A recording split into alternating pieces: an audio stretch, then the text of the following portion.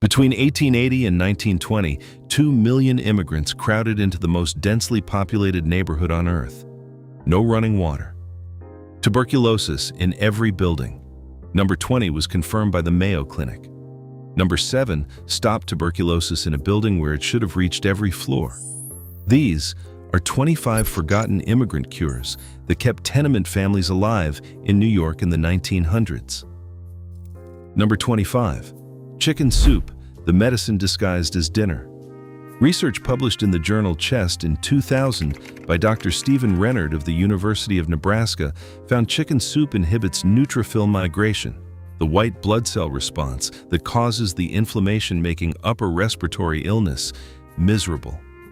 The tenement grandmother who made chicken soup for a sick child did not know about neutrophils. She knew the child who drank the broth recovered faster. And she had 3 generations of observation behind that knowledge. The medicine that smelled like home was confirmed by a Nebraska laboratory 90 years later. Number 24. Black radish syrup for cough. A black radish hollowed out, filled with honey, and left overnight drew out a thick, dark syrup that was the standard cough medicine in Ashkenazi households. The radish contains glucosinolates that convert to isothiocyanates, natural expectorants that thin mucus and stimulate airway clearance. Honey added antimicrobial activity through hydrogen peroxide generation and coating protection for irritated throat tissue. 2 confirmed pharmacological mechanisms in a preparation that cost almost nothing and tasted sweet enough that children took it. Number 23. Beet kvass for liver and digestion. Fermented beets, salt, and water left to culture for several days, the daily liver tonic that Eastern European families brought from Ukraine, Belarus, and Poland to the tenement kitchens of Delancey Street. The fermentation produced lactic acid bacteria supporting gut health under constant assault from overcrowded conditions. The beets provided betaine with confirmed liver protective effects. A 2014 review in Nutrients documented betaine's significant hepatoprotective activity. The cloudy pink drink in a mason jar on the windowsill was doing pharmaceutical-grade liver support at pennies per batch. Number 22. Linden flower tea for fever and nerves. Tilia, lime blossom, crossed every border of immigrant origin and appeared in tenement kitchens regardless of whether the family came from Warsaw, Naples, or Minsk. The dried flowers promoted mild diaphoresis, sweating that breaks fever, while tilaroside and quercetin reduced the inflammatory response. For anxiety and sleeplessness, linden provided mild anxiolytic effects through GABA-modulating compounds that pharmacological research has since confirmed. The tea every European grandmother recommended for everything was doing 2 things very well. Number 21. Eucalyptus steam for tuberculosis. Tuberculosis killed 1 in 7 New Yorkers at the peak of the epidemic. In the tenements where ventilation was a luxury and sunlight reached some apartments for minutes a day, the disease spread with devastating efficiency. Italian immigrant families brought eucalyptus oil from the Mediterranean tradition, and the steam tent, a towel draped over a child's head above a bowl of hot water with several drops of eucalyptus oil, became standard treatment for chest congestion across multiple immigrant communities. Cineol, the primary compound, has confirmed mucolytic and antimicrobial properties against respiratory pathogens, including Mycobacterium tuberculosis. Number 20. Garlic as tenement antibiotic. The Mayo Clinic confirmed in 2016 that allicin from crushed garlic inhibits multiple bacterial and viral pathogens through a mechanism that remains effective against antibiotic-resistant strains. Tenement families from every immigrant community had been practicing this daily without the vocabulary to describe the mechanism. Raw garlic eaten daily, rubbed on children's chests, placed in sick rooms. The immigrant communities whose garlic consumption was heaviest had lower respiratory infection rates than their density of living should have predicted. Number 19. Fennel seed tea for infant colic. The Italian tenement treatment for the colic that made crowded apartment living considerably more miserable for everyone on the floor.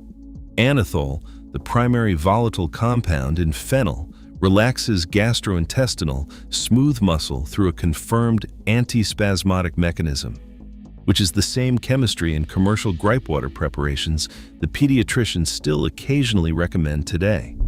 The Italian grandmother who gave a crying infant fennel seed water was administering a pharmacologically appropriate antispasmodic that required no prescription, no pharmacy visit, and no expenditure beyond the cost of seeds from the pushcart on the corner.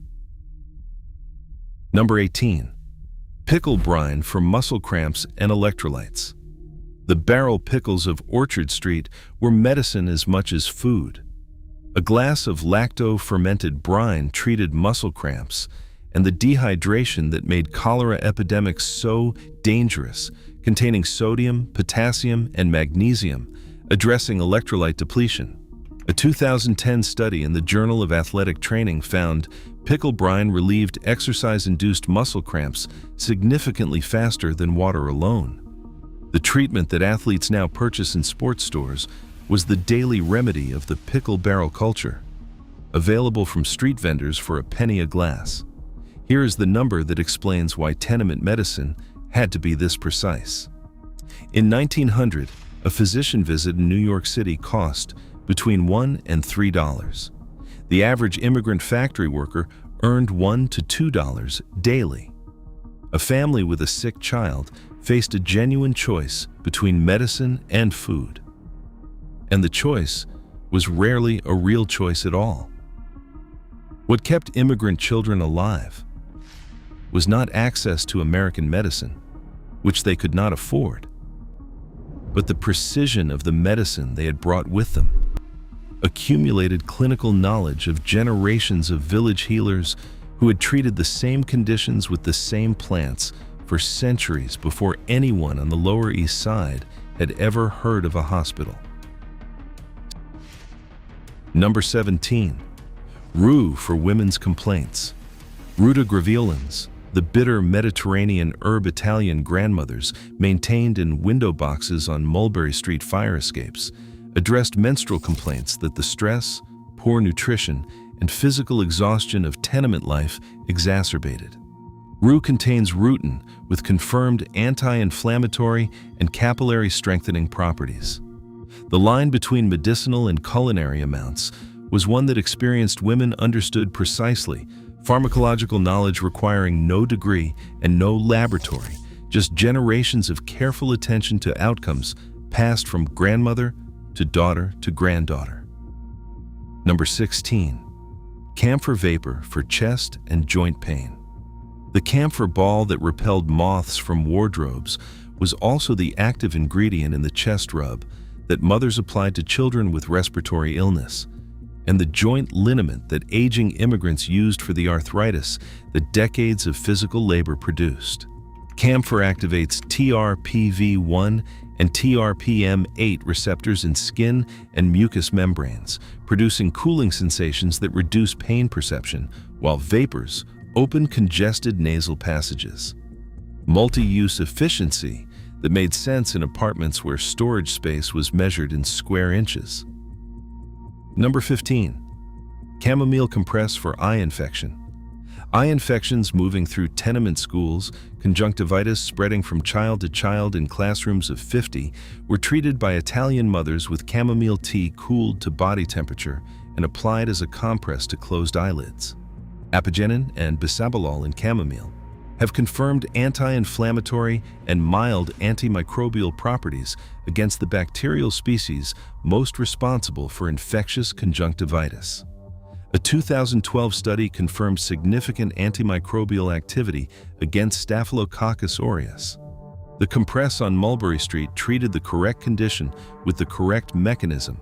Without a prescription, the family could not have afforded anyway. Number 14. Kefir for digestive illness and immunity. Fermented milk, cultured with kefir grains, the daily immune support of Eastern European Jewish communities. The diverse bacterial cultures in traditional kefir, compete directly with pathogenic bacteria for adhesion sites and nutrients in the gut. A 2014 systematic review in nutrition research documented kefir's significant antimicrobial activity against multiple intestinal pathogens and confirmed immune-modulating effects. In buildings where cholera and typhoid killed people regularly, daily kefir maintained a gut microbiome genuinely hostile to the pathogens circulating in the shared water supply. Number 13. Olive oil as multi-purpose medicine. Southern Italian immigrants used olive oil for arthritic joints, constipation, ear pain, and the gallbladder complaints that a diet heavy in lard and preserved meat produced in bodies adapted to Mediterranean food. Oleocanthal, the primary anti-inflammatory compound in extra virgin olive oil, inhibits COX-1 and COX-2 enzymes in the same manner as ibuprofen, confirmed by a 2005 study in Nature. The Italian immigrants using olive oil as medicine were working with a compound whose mechanism an American pharmaceutical researcher eventually characterized by noticing that fresh olive oil produced the same throat sensation as ibuprofen. Here is what the Tenement pharmacopoeia actually was. 2 million people who crossed an ocean with nothing except what they knew. Not written in a book, not preserved in a pharmacopoeia. Carried in the memory of women who had been the medical system for their villages in Poland, Italy, Ukraine, and Greece, who arrived at Ellis Island with no money, no English, and a pharmacological knowledge that no institution in American medicine recognized or recorded. The Tenement.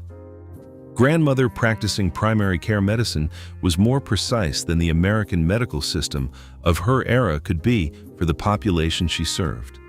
She did it without payment, without recognition, and without the institutional support that every other medical practitioner in the city received as a matter of course. 12 more. Number 12. Mustard foot bath for fever and congestion. Feet submerged in a basin of hot water with dry mustard powder stirred in, covered with a blanket for 20 minutes before bed. The Eastern European Jewish treatment for early cold or influenza. The heat dilates peripheral blood vessels, reflexively increasing blood flow to the head and sinuses and reducing the congestion that makes early respiratory illness miserable. Allyl isothiocyanate from the mustard enhances this vasodilatory effect through direct skin stimulation.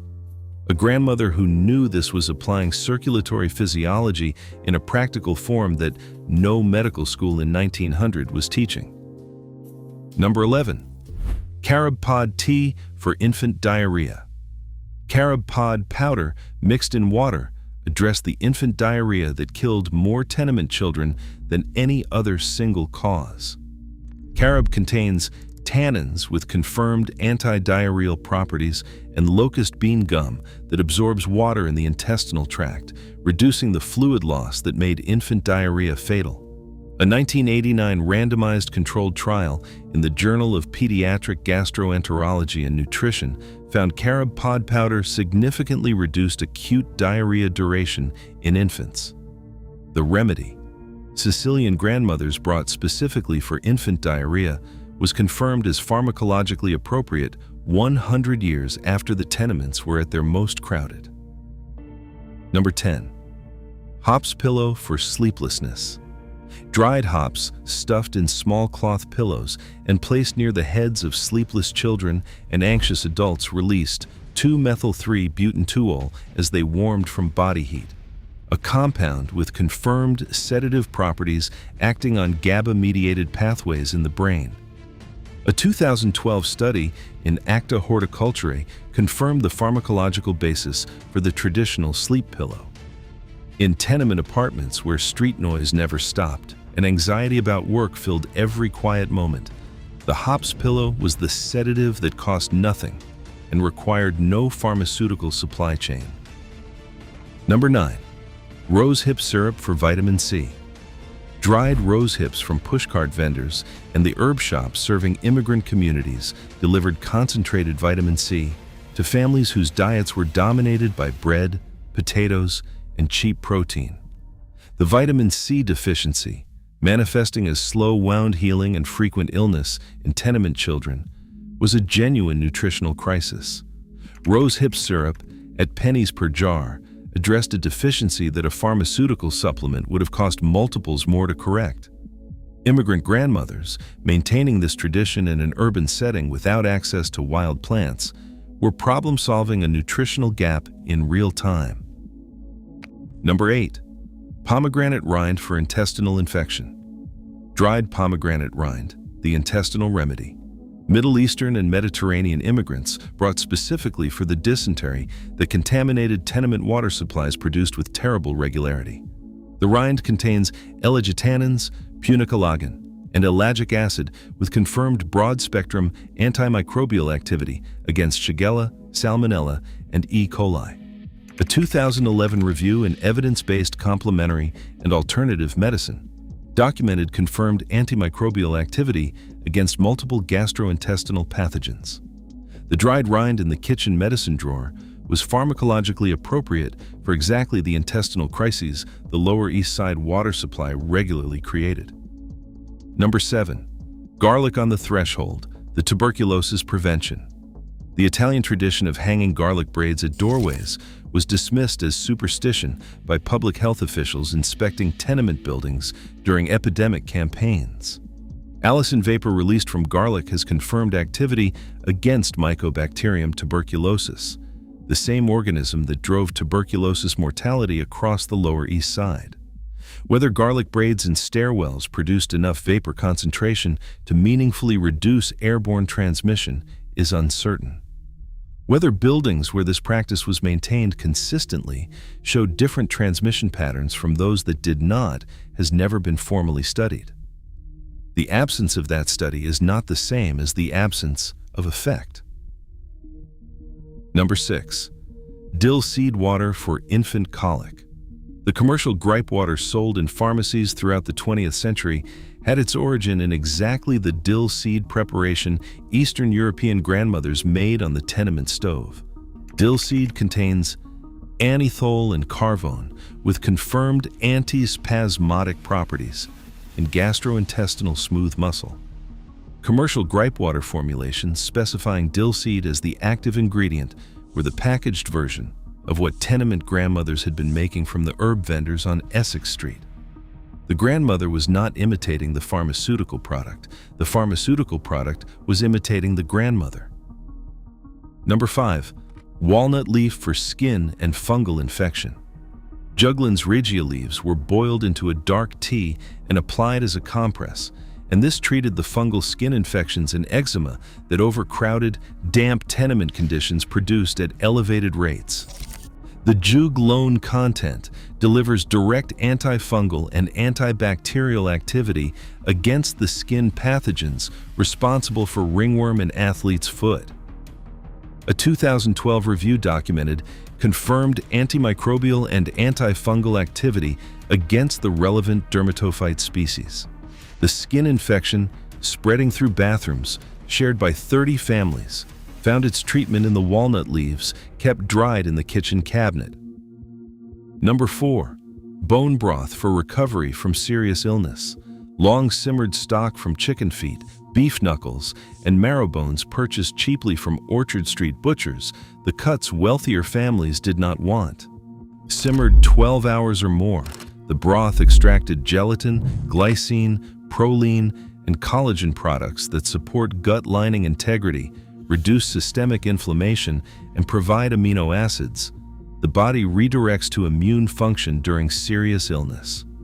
Research in Nutrients in 2017 documented bone broth's significant glycine content and confirmed gut barrier support. The broth made from the cheapest cuts provided the nutritional infrastructure for recovery that the rest of the tenement diet was not supplying. Number 3. Lavender sachet for anxiety and headache. Small cloth bags of dried lavender pressed against temples and kept near beds for sleepless nights. Linalool, the primary volatile compound in lavender, crosses the blood-brain barrier when inhaled and produces measurable anxiolytic and analgesic effects through GABA receptor activity and reduced cortisol. A 2014 randomized trial found oral lavender preparation significantly superior to placebo for generalized anxiety disorder, with an effect size comparable to benzodiazepines. In tenement apartments where immigrant anxiety was as endemic as tuberculosis itself, the lavender sachet was addressing a genuine neurological need that no physician was prescribing for. Number 2. Milk thistle for liver support. Eastern European Jewish families maintained milk thistle as daily medicine, understanding the liver as a central organ requiring specific nutritional support, encoded into daily practice, while American medicine was still debating whether botanical preparations had clinical value. Silymarin, the active compound complex, is the most extensively studied hepatoprotective agent in natural products research. A 2005 review in the American Journal of Gastroenterology documented confirmed liver protective effects across multiple clinical trials. The pharmaceutical liver supplements sold in every health food store today standardized the active compound the Tenement grandmothers were grinding and taking in olive oil a century before any laboratory result confirmed why it worked. Number 1. The Immigrant grandmother, the institution American medicine never credited. Every remedy on this list traveled across an ocean inside a human being. Not written in a book, not preserved in a pharmacopoeia, carried in the memory of women who had been the medical system for their villages in Poland, Italy, Ukraine, and Greece, who arrived at Ellis Island with no money, no English, and an encyclopedic pharmacological knowledge that no institution in American medicine recognized or recorded. She did it without payment, without recognition, and without the institutional support that every other medical practitioner in the city received.